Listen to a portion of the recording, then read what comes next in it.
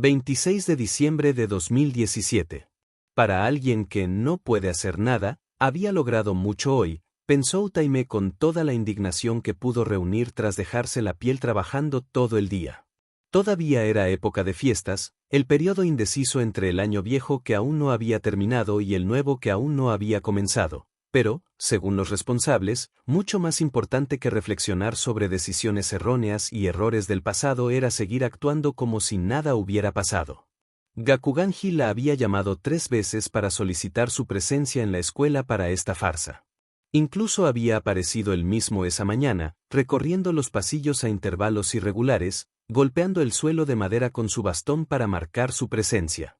La mayoría de los estudiantes también estaban allí, entrenando en el recinto. Sus miradas atormentadas hicieron que el nudo en el corazón de Utaime se apretara aún más. No hables del incidente, le había ordenado Gakuganji con un dedo reumático en alto. ¿O habrá consecuencias? ¿Incluso sintió la necesidad de amenazarla? ¿A ella? ¿A una de las personas más inofensivas que jamás había pisado los pasillos de la preparatoria Kyoto Yujutsu? No tenía sentido. ¿A quién exactamente intentaban engañar? ¿A sí mismos? Sus alumnos también habían estado allí. Sabían lo que había pasado. Los periódicos no brujos hablaban de un desastre nacional, una tormenta inesperada que había destruido partes de Tokio y Kioto, un fenómeno meteorológico extremo muy poco común. Era justo, necesitaban explicar los daños sin siquiera ver las maldiciones, no podía culparlos mucho. Mucho más problemáticas eran las mentiras difundidas por los canales de noticias brujos, sobre cómo este incidente menor fue causado por una serie de maldiciones rebeldes que actuaban por su cuenta. Utaime no era consciente del control que los poderosos tenían sobre los medios. ¿Por qué eran tan reacios a abordar la tragedia humana que había causado esto? Uno de los nuestros. Geto Suguru. Quizás porque incluso mencionarlo obligaba a todos a reflexionar sobre sus propios errores. Quizás era el miedo a que, al caer en la oscuridad, otros lo siguieran. Era cierto, no había nada, absolutamente nada, que impidiera que otros siguieran el mismo camino. La línea entre la cordura y la locura era demasiado delgada, sobre todo para los hechiceros de grado especial. Proviene de tener que controlar toda esa energía maldita, le explicó Soko una vez a Utaime. Aunque no se den cuenta, sus cerebros nunca pueden descansar del todo. Requiere un gran esfuerzo. Ninguno de ellos era normal. ¿No eran brujos? Recibían terapia. Esa opción no existía para los brujos, porque podían lidiar con todo ellos mismos. ¿Acaso no eran individuos increíblemente hábiles? Otro intento tonto de fingir que todo estaba bien y que nadie tenía problemas. Hablando de líneas delgadas y locura al límite, nadie ha dicho ni una palabra sobre Gojo Satoru, el mayor idiota del mundo. No, claro que no estaba preocupada por él. Ni siquiera cuando Gakuganji declaró que tenía que irse a Tokio por asuntos urgentes del consejo y que la dejaría a cargo de las rutinas escolares. Ese asunto urgente del consejo era sobre el cuerpo desaparecido de Geto. Tenía que ser así. Los zapatos sucios, los dedos raspados. Gojo cavó una tumba con las manos desnudas. Con un nudo en la garganta, Utaime se concentró en sus palabras insultantes para no llorar por él. ¿Desenterrarán el cuerpo en cuanto les diga dónde está? Se tapó la cara con las manos. Era terrible. Como aún no se había mencionado el papel de Geto en su reciente calamidad, tampoco era necesario mencionar el de Gojo. Pero alguien astuto lo había pensado con antelación. Por supuesto, tenía que ser Gojo quien acabara con Geto, y por supuesto, esto se aprovecharía en cuanto fuera necesario. Esto serviría como prueba de que la sociedad de Yujutsu no se desmorona, de que todo sigue en orden. Gojo, de uno de los 3 grandes, acabando con un don nadie de una familia que no es de hechiceros. Usarían esto para demostrar que Gojo Satoru tiene razón, que mató sin dudarlo para restablecer el orden. Es muy probable que quisieran que Gojo posara con el cadáver de Geto en una dramática sesión fotográfica. A las 6 de la tarde, con el estómago revuelto y la cabeza palpitante, Utaime decidió dar por terminado el día. Estaba agotada. Me voy a casa, declaró en el pasillo vacío. ¿Qué día tan normal?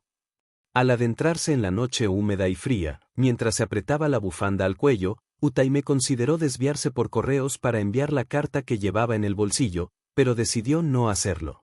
Estaba dirigida a la tía Narumi de Gojo, una carta llena de palabras amables y vacías, un agradecimiento por una amable tarjeta de Navidad, nada más. Una persona más grosera que ella no la habría escrito. Cuanto más lejos estuviera de la familia de Gojo, mejor. Quizás no lo publicaría en absoluto.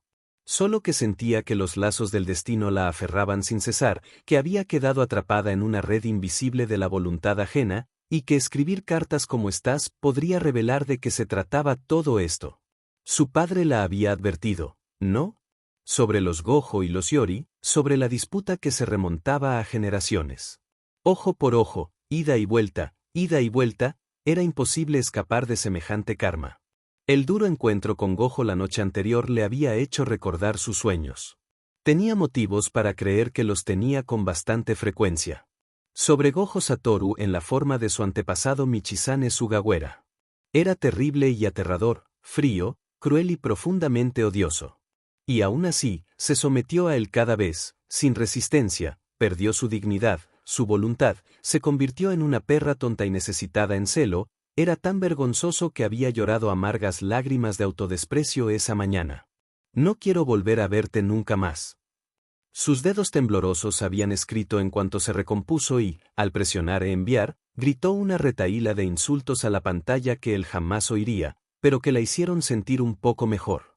Gojo la había dejado en visto.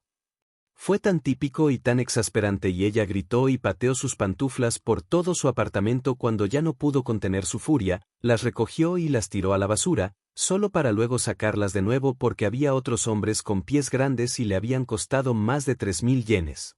Por supuesto que la dejaría en visto. ¿Qué esperaba? ¿Por qué sigo pensando en él? Utaime apretó los dientes y decidió caminar a casa en lugar de tomar el autobús para despejarse. Consideró tomarse 1 o 5 copas en el Piggy Whistle, su bar deportivo favorito, pero también lo descartó, no estaba de humor para beber en público y que los hombres la miraran con lujuria. Además, las cosas con Kenji, su especie de ex, se sentían un poco raras, tenía motivos para creer que seguía celoso de Gojo. ¿O celoso otra vez?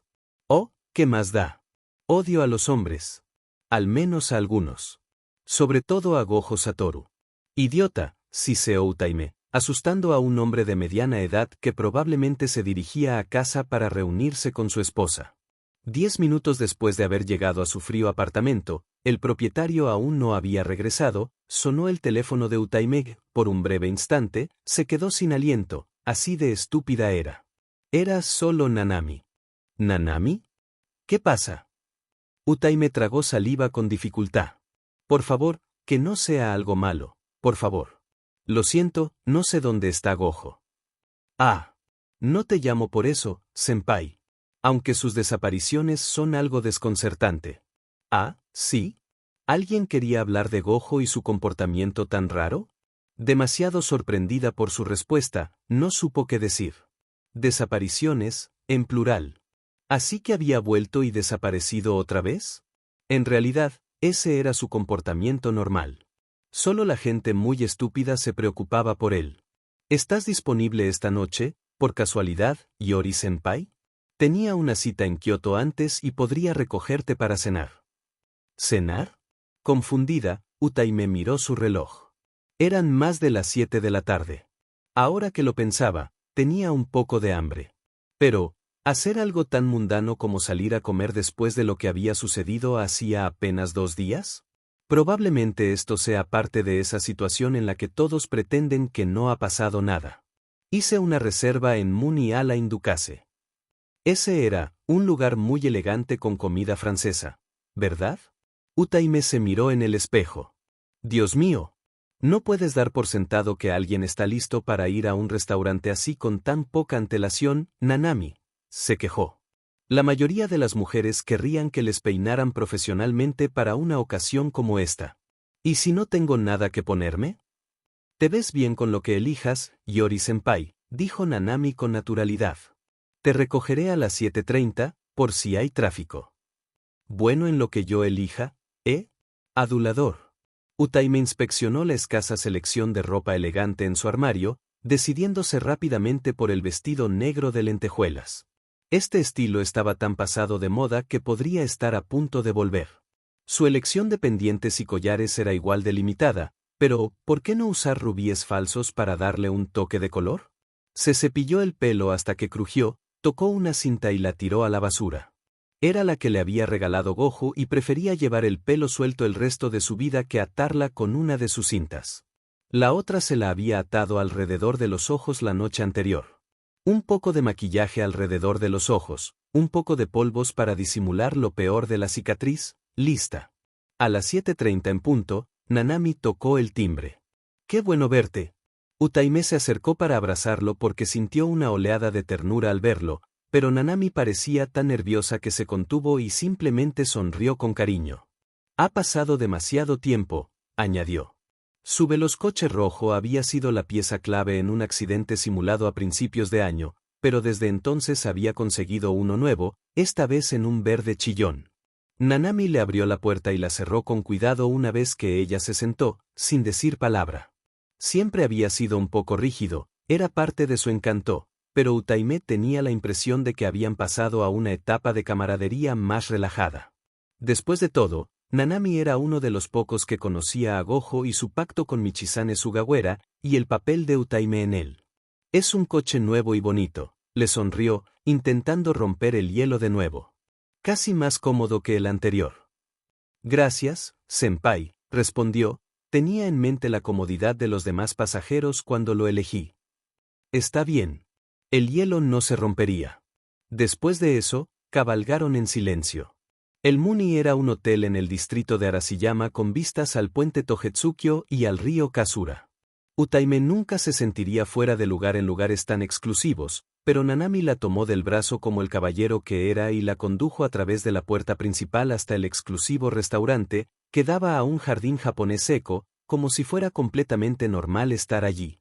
Había un menú fijo con una selección de opciones intimidantes, brócolini de Kagoshima cocinado con trufa negra, mariscos de temporada marinados, guisantes y caviar dorado, langosta azul de Cotentin con vainilla y ruibarbo glaseado, ternera de Kagoshima asada con leña de olivo, espárragos verdes, tuétano y condimento de pimiento rojo. Nanami eligió un vino diferente para acompañar cada plato, comentando las opciones detalladamente con el sumiller, quien se estaba enamorando rápidamente de él, a juzgar por cómo sus mejillas se sonrojaban a medida que avanzaba la velada. Utaime había pensado, quizás esperaba, que Nanami hablara de los sucesos del 24 de diciembre. No lo hizo. Nanami era formal, cierto. Amable, de hecho, intentando animar el ambiente con una charla informal sobre política y economía no relacionada con brujos. Además, sonreía de vez en cuando, lo que desconcertó un poco a Utaime. ¿Por qué sonreír? En realidad, era una sonrisa cariñosa y discreta, y eso la incomodaba. ¿Has tenido noticias de Chía? Lo confrontó de repente. Esa era la viuda del primo de Gojo. La viuda a la que habían ayudado a escapar de la herencia de la familia Gojo para no tener que casarse con Gojo Satoru, siguiendo costumbres arcaicas. ¿Quién tenía un hijo que era el respaldo de la familia, un recipiente para los poderes de Gojo en caso de que muriera repentinamente? ¿Por qué preguntas eso, Utaime-senpai? Nanami pareció desconcertada. Acordamos no tener contacto. Es demasiado peligroso. ¿Te das cuenta de que Gojo tiene la capacidad de encontrarla si quiere? Arrugó el ceño. Entonces espero que siga sin querer encontrarlos. La incomodidad solo aumentó después de eso. Después de unos trocitos de queso y antes del postre, Utaime llegó a su límite. ¿Qué hacemos aquí, Nanami? Ninguna de las razones que se le ocurrían tenía mucho sentido. Disculpa por haberme cedido, senpai. Creí que merecías ir a un lugar agradable. ¿Te sientes incómodo? ¿Quieres irte? No. No, lo siento. Eres muy amable. Supongo que solo estoy, de, mal humor. Parecía que estaba tratando de formular la respuesta correcta mientras ella se reprendía a sí misma por siempre tratar de explicarse porque era demasiado consciente de los sentimientos de otras personas en lugar de los suyos propios. Cuando Nanami se congeló, sus ojos se fijaron en un punto detrás de su cabeza. Gojo acaba de llegar, ¿verdad? Suspiró. Era una afirmación, no una pregunta. Utaima no tuvo que darse la vuelta, Podía sentir su enorme energía maldita rodando hacia ella como un tsunami. Sabía muy bien cómo atenuarla para que las personas con poderes normales no se vieran abrumadas. Obviamente, no quería hacerlo. Mientras reflexionaba sobre su estado de ánimo, se dio cuenta de que Nanami no parecía sorprendido. Parecía aliviado. ¿Saliste conmigo para sacarlo a la luz? ¿Nanami? Qué amable y educada era Nanami. ¿Hacer algo así? No sabía si impresionarse o insultarse. Lamento mucho que se vea así, Iori-senpai, dijo Nanami con una reverencia, con las orejas enrojecidas mientras echaba la silla hacia atrás y ponía la servilleta sobre la mesa. Creo que Gojo-senpai ha venido con órdenes para mí. Desapareció de su vista con pasos apresurados. Con la mirada fija en el paisaje del jardín, aunque estaba demasiado oscuro para ver nada, se negó a darse la vuelta. Mecánicamente, moviendo la cuchara del pastel de chocolate a su boca, se preparó. Era curioso que él caminara sin hacer ruido pero que ella pudiera olerlo cuando se acercaba. Se dejó caer frente a ella en la silla vacía de Nanami, estirando sus largas piernas.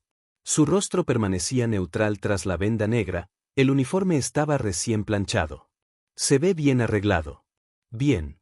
No puedo lidiar con él cuando está vulnerable como anoche. Deberías haberme dicho que te gusta la alta cocina, comentó. Podría haberte invitado a una comida mucho mejor. En el Alain Ducasse original, en Le Meurice, París. Cada vez mejor. Si él estuviera en su estado de malcriado, seguro que no volvería a sentir pena por él. ¿Dónde está Nanami?, preguntó bruscamente. Se fue. En una misión importante. Se dio la vuelta para comprobarlo y encontró la habitación vacía. No podía creerlo. ¿Nanami la acababa de dejar allí? ¿Sola? ¿Con él? Te dije que no quiero volver a verte nunca más, dijo ella y se giró hacia él. No lo tomé en serio. No lo decías en serio. Ella jadeó. Sí, lo hice. Quiero que te vayas ahora mismo. Pero voy a pagar la cuenta. Y quiero comer postre. ¿Sabías que aquí hacen su propio chocolate? Me niego a dejarte pagar. Ah, ¿sí? Qué generoso de tu parte, Utaime, dijo con una sonrisa demasiado dulce en esos labios llenos de odio. No habría pensado que fueras de los que gastan 100.000 yenes en comida y vino francés carísimo. Joder. Sí, quizás simplemente no me conoces, dijo ella, furiosa, repasando una lista de cosas en las que podía recortar para que ese gasto no la arruinara. Creo que te conozco bastante bien, sonrió. Solo él podía hacer que una frase tan discreta sonara tan sucia. Odiaba que su corazón se acelerara. Lo odiaba por completo. Tú no eres normal. Oh, ya sé. Espera, ¿es la normalidad una categoría a la que la gente aspira? Sí, me gusta lo normal. ¿En serio? Se tocó la barbilla. Sí, lo recuerdo. Con esos que no son hechiceros te juntas.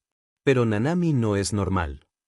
Es bastante normal, resopló ella. Oh, no. Apuesto a que le gustan tipos de porno muy extraños. Utaime levantó las cejas con incredulidad. Peludo. Del tipo peludo, añadió. El camarero de aspecto francés se acercó y puso un plato de maravillas de chocolate frente a Gojo con una pequeña reverencia. Gracias. Gojo agarró un tenedor y comenzó a comer. ¿Qué quieres de mí? Nada. Necesitaba transmitirle a Nanamin un mensaje urgente de mis superiores. ¿No tenemos teléfonos para eso? Hay cosas que no se deben decir por teléfono, Utaime. ¿Cómo sabías dónde estábamos?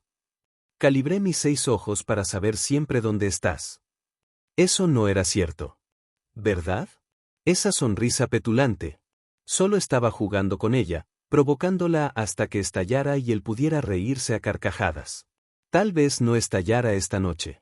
Tal vez ganaría esta ronda. Tal vez lograría fingir que su presencia no la afectaba, y tampoco su buen humor, que era todo lo contrario del desastre que había en su ducha anoche. ¿Qué quieres?, preguntó una vez más. Sexo. Eso la dejó sin palabras por un momento, pero, maldita sea, también la afectó instantáneamente ahí abajo. Sin dignidad. Contrólate. Sexo. ¿Después de lo que me dijiste? Se rió con incredulidad. Solo que el sexo con Gojo Satoru era algo que atormentaba los sueños de una mujer. ¿Qué dije? Un tenedor lleno de pastel flotaba en el aire frente a su boca. Pensé que podrías mejorarlo, lo imitó.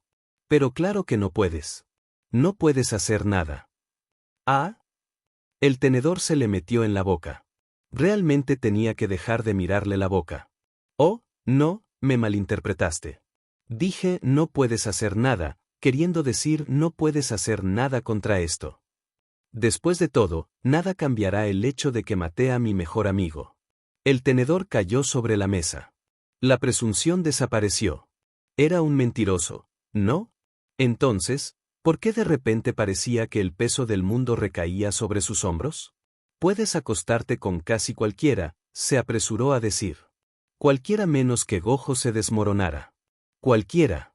Pero quiero tener sexo contigo, Utaime. Eres tan suave y hermosa. Eres la única que me hace sentir bienvenida. Para su horror absoluto, él rompió a llorar.